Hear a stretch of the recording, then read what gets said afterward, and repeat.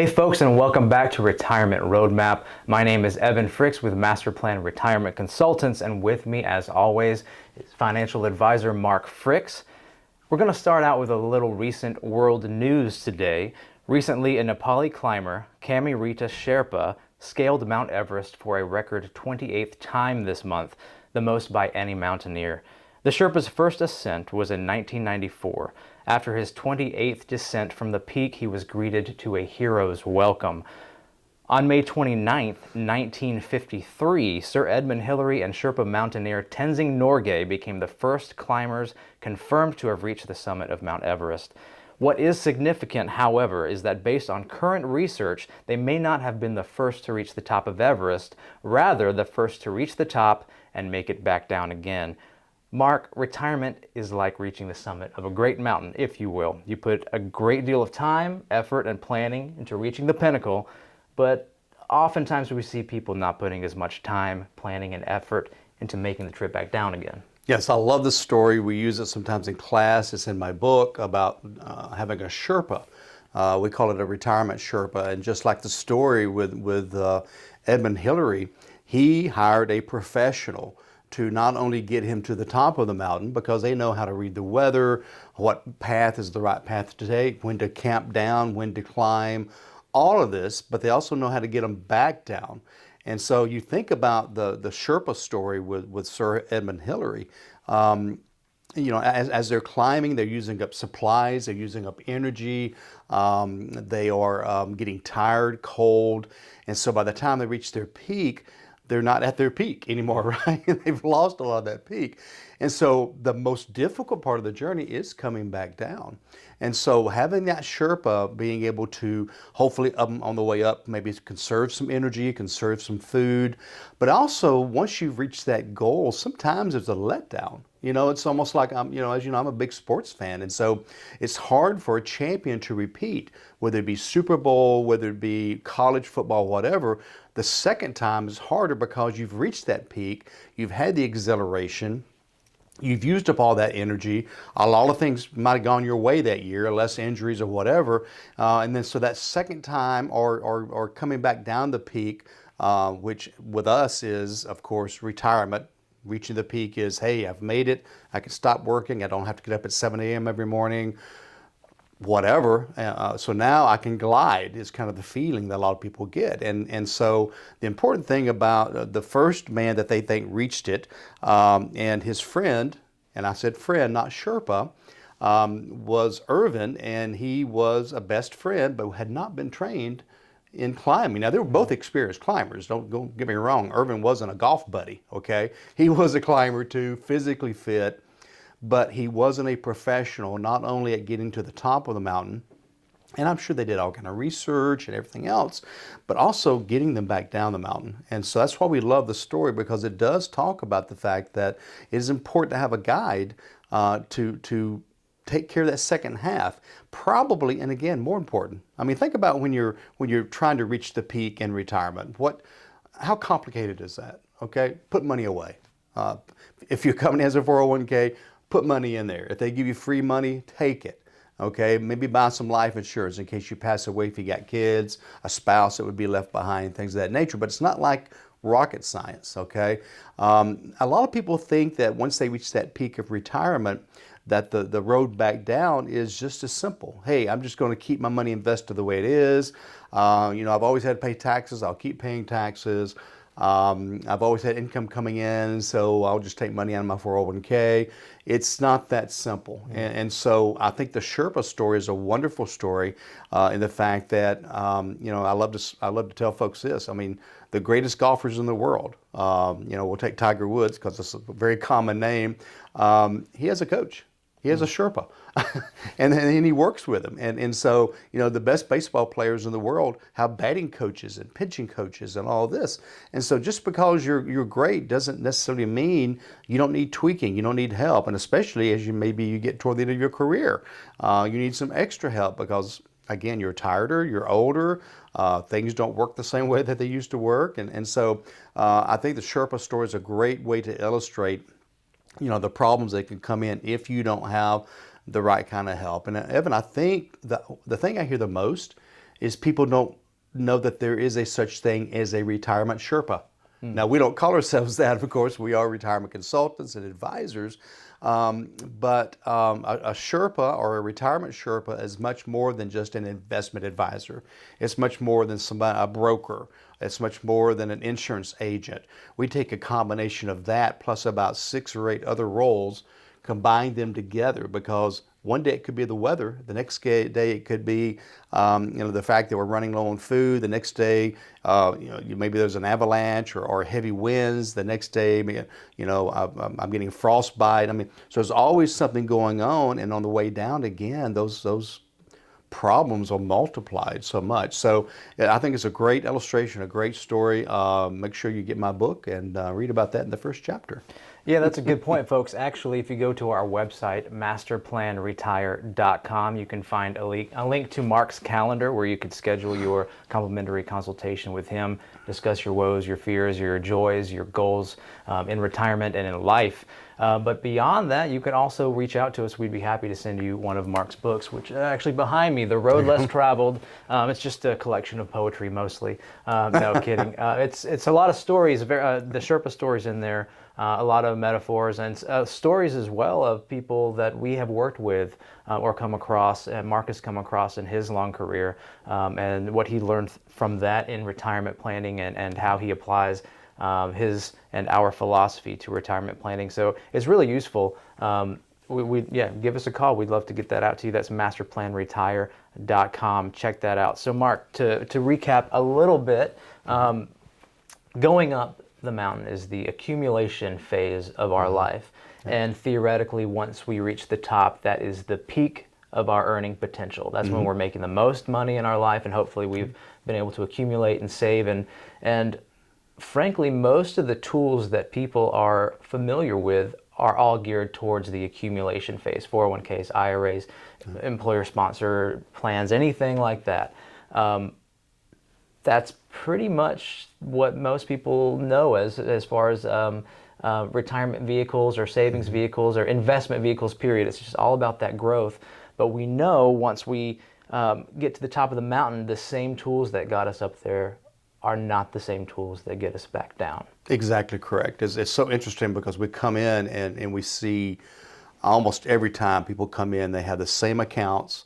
They have the same weighting on each account, like the 401k is their bigger account. They have maybe a baby Roth. They have whatever it may be, but they're not designed for the journey back down, or they're not designed for retirement. They're designed for, as you said, the accumulation phase. And so I kind of coined the phrase, the decumulation phase. I'm not sure if that's in the dictionary or not, but so that's when we start taking that money that we've been gathering and dispersing it back to ourselves.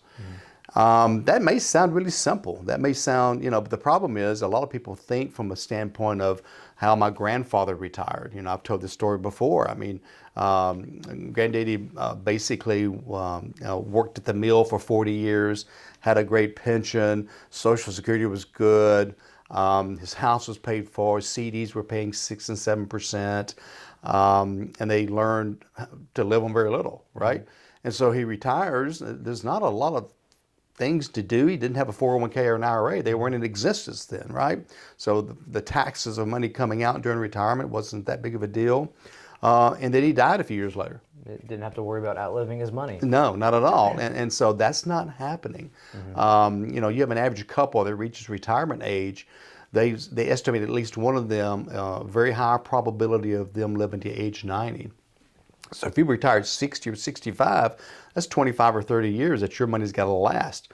How do you make that work? I had somebody in the office the other day and they said, well, what about if we just set up a really good dividend stock portfolio? I said, well, that's the way they used to do it. Right.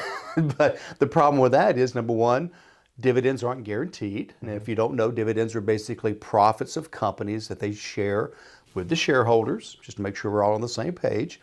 And so what happens in bad times, like recessions and bear markets like we're in now? Well, dividends are cut because their profits are cut, or maybe they disappear totally. Okay, so this client I was talking to, they said, well, I'll just sell the stock. I just said that we're in a bear market. The stock's down 20%. Why are you going to sell your stock when it's down? So he was like, Wow, I hadn't thought about that part. That doesn't work anymore, and so there are new tools available that weren't around 20 years ago, or some of them not even around 5 years ago, that we stay up on, we use, and it looks totally different than that accumulation phase, Right. than that climb up that mountain. It's a totally different view. I don't know why this popped in my head, but whenever I do hiking, I'm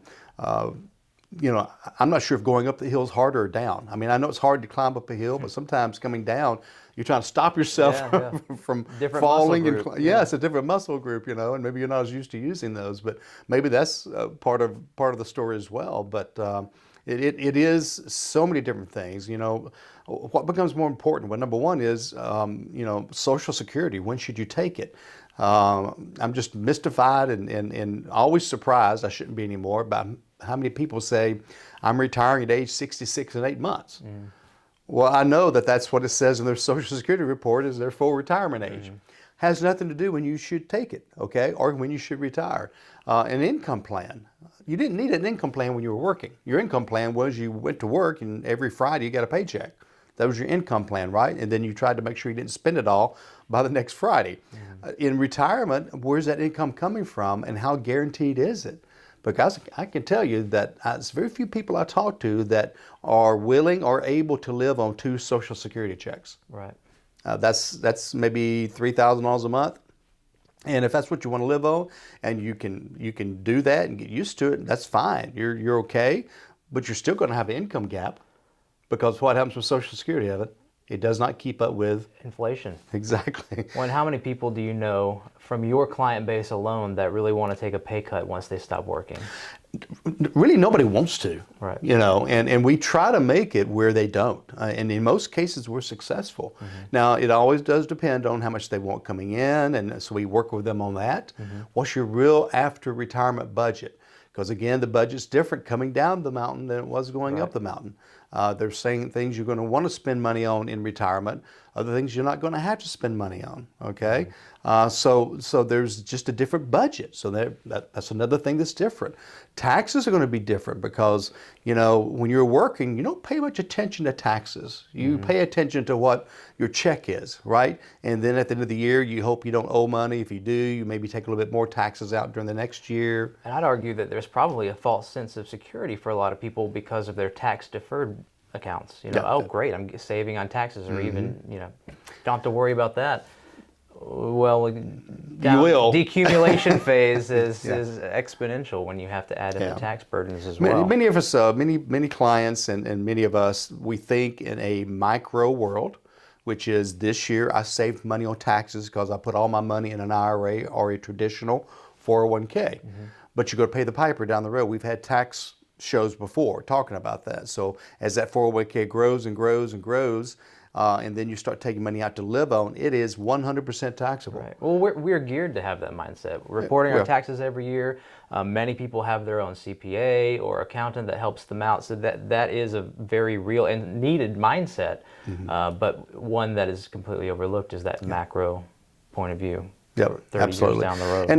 And we get that a lot. I have a client call me up and say, hey, our CPA said we should put $7,500 into an IRA. That's in addition to 401k, and it'll save us $2,000 on It's taxes. like, hey, remember you have 500,000 in IRA already, right? You maybe want to convert some of that stuff. Right, and as we've said in shows before, that $500,000 in your 401k or IRA doesn't all belong to you. Right.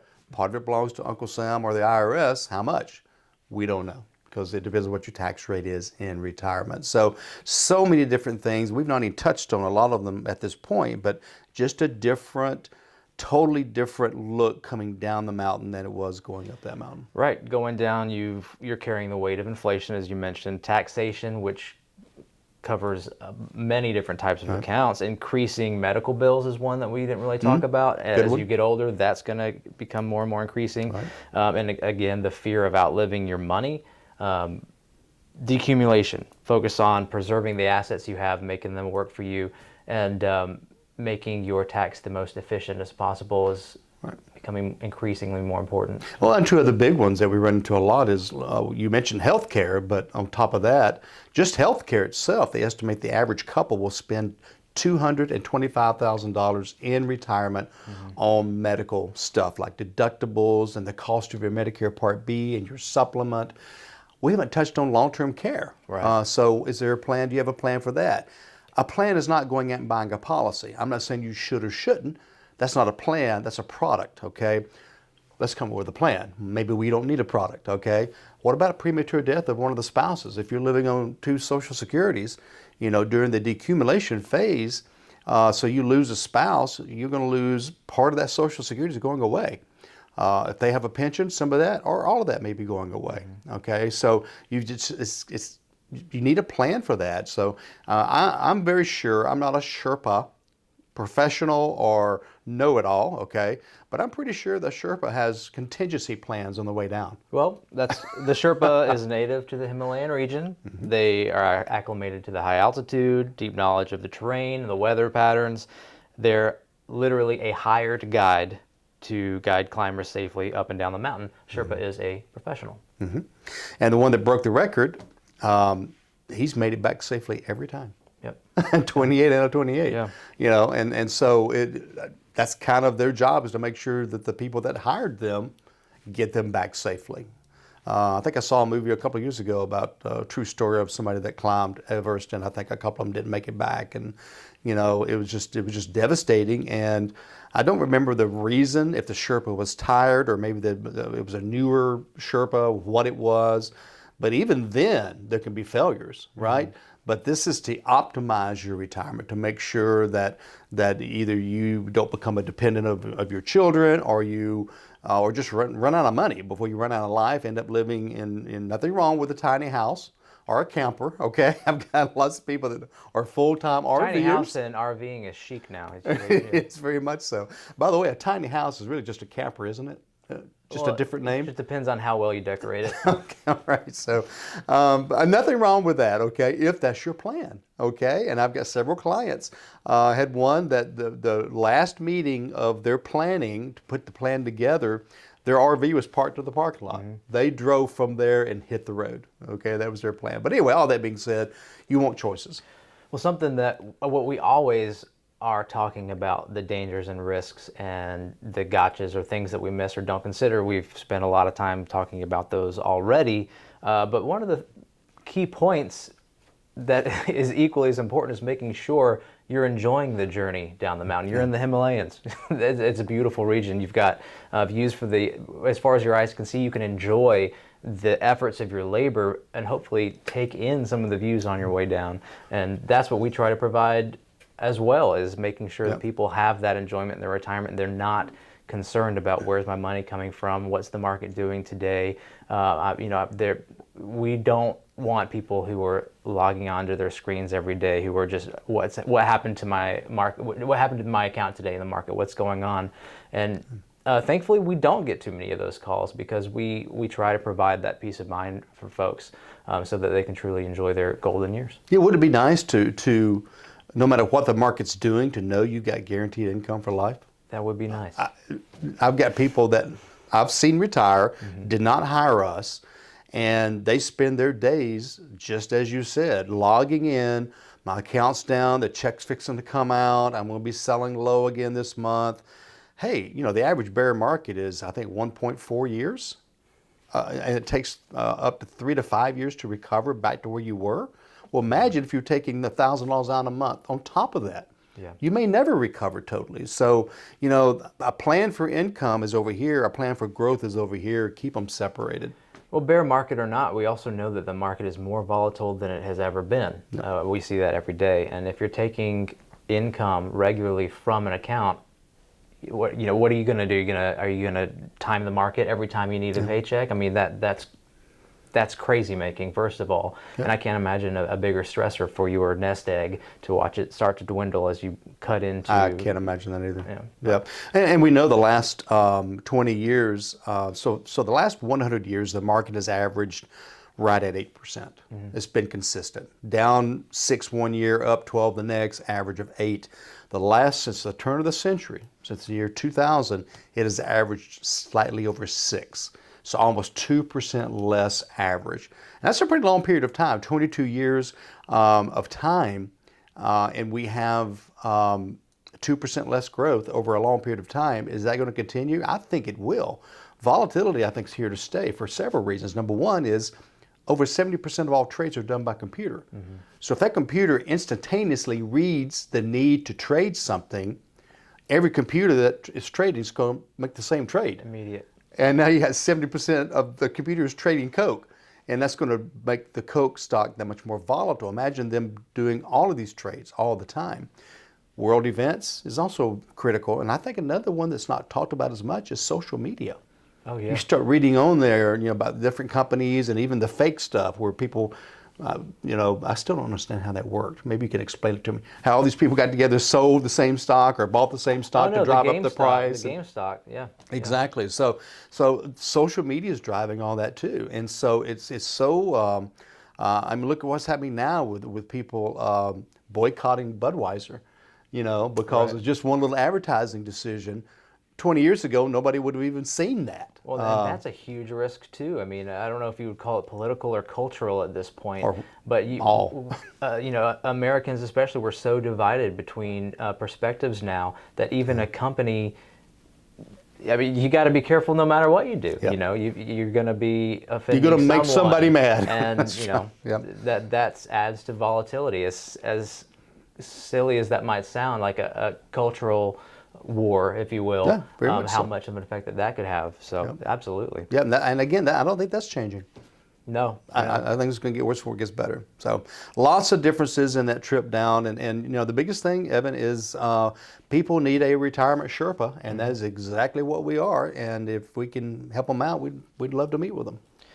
So, to recap, decumulation, you got the proper investments specifically geared for retirement. You've got streamlining your tax liability, income planning, Social Security planning, how to write your own pension plan if you need a pension, creating a lasting legacy, which also involves estate planning, asking for directions, getting advice from a knowledgeable financial professional who has your best interests at heart. That can read the weather. Absolutely. Of the world and our government and our taxes and all of that, because it's constantly changing. Absolutely. And a fiduciary, best interest at heart. Folks, thank you so much for joining us today. Remember our website, masterplanretire.com. You'll find links to the podcast, the YouTube channel. If you're listening to us on the radio, then go check us out. Look at our cute little mugs on YouTube and give us a like and a subscribe. But more importantly, if you'd like to schedule your initial consultation with Mark, that can be a phone call, a Zoom call. You can come, if you're local, come join us in our office in West Cobb, Marietta, Georgia. We'll buy you a cup of coffee. You can find Mark's calendar there on the website. That's masterplanretire.com. Feel free to call us as well, 770-980-9262. That's all I have for today, Mark. Well, the really neat part is if you go to the website, there's a little green button that says schedule a meeting. Okay, you push that button, my calendar pops up. And I'm willing to give whatever time you need, as Evan said at the beginning of the show, to talk about your goals, your concerns, your fears, your wants, whatever. And we'll have a discussion about that, because that's where it begins, is what you want your retirement to look like. And then if you desire, we will run a series of anywhere from 6 to 10 reports, even federal reports. We have a lot of federal workers where we are experts in federal benefits, so we know how they work. We know that FEGLI is not a disease, but a life insurance policy with the government. So push that button, schedule a time to chat, and we'll be glad to at least give you some guidance and some reports. All right, folks. Glad you joined us, and remember always, plan well and prosper. Take care.